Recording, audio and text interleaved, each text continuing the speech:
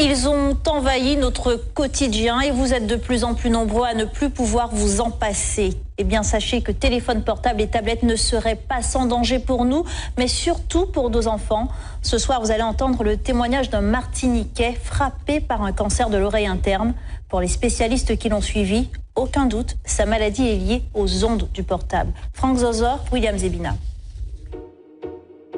Ces images datent de 1995, c'est Rémi Villa, un nom que vous connaissez. Il a porté haut les couleurs de notre pays, un véliplanchiste, 4 fois champion du monde, 20 fois champion de la Martinique. Mais ce que l'on sait moins, c'est qu'il a été touché il y a quelques années par un cancer, une tumeur à l'oreille interne. Soigné à l'hôpital Pellegrin à Bordeaux, ses médecins lui expliquent que cette tumeur serait liée à l'utilisation du téléphone portable.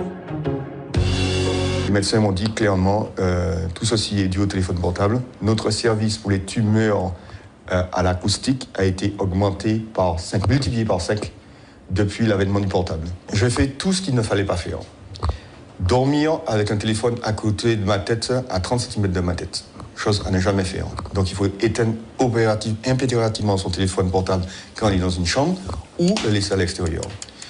Deuxième chose, je téléphonais tout le temps en voiture parce que j'étais agent de fabrique. Donc le seul moment où je pouvais téléphoner, c'était en voiture. Donc j'avais un kit main libre, certes, mais toutes les ondes étaient dans la voiture.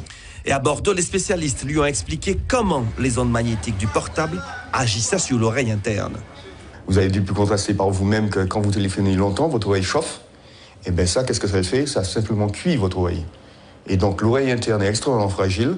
Et donc, parce que c'est tout petit organisme, etc. Donc forcément, on l'abîme, on la cuit et on finit par la détruire. Donc le téléphone portable, quand quelqu'un m'appelle, je l'utilise comme ça, microphone allumé, et je parle. Ou bien, loin de la tête. Loin de la tête, jamais comme ça. Et puis, il y a les conseils aux parents concernant l'utilisation des portables pour les enfants. Le médecin me disait très clairement que le pire va arriver parce qu'aujourd'hui, les parents donnent les téléphones dès l'âge de 10 ans, voire même avant à leurs enfants, et les enfants dorment avec leur téléphone. Alors ça, le cerveau n'est pas encore construit, etc. Donc il est encore plus sensible et les dégâts seront plus importants encore. Et pour confirmer les propos de Rémi Villa, ce rapport de l'ANSE, l'Agence nationale de la sécurité sanitaire et de l'alimentation, rendu public la semaine dernière. Il recense les sources auxquelles sont exposés les enfants, Wi-Fi, jouets connectés, téléphones portables, tablettes. Mais ce que l'on apprend dans cette étude, c'est que des chercheurs japonais et taïwanais ont trouvé que ces ondes agiraient sur la santé mentale des préadolescents. Dépression, comportement à risque, tentative de suicide pourraient être provoquées par l'utilisation précoce de ces objets connectés. Et enfin, dernier conseil de Rémi Villa, évitez les portables dans les poches. Les ondes affectent également les organes génitaux.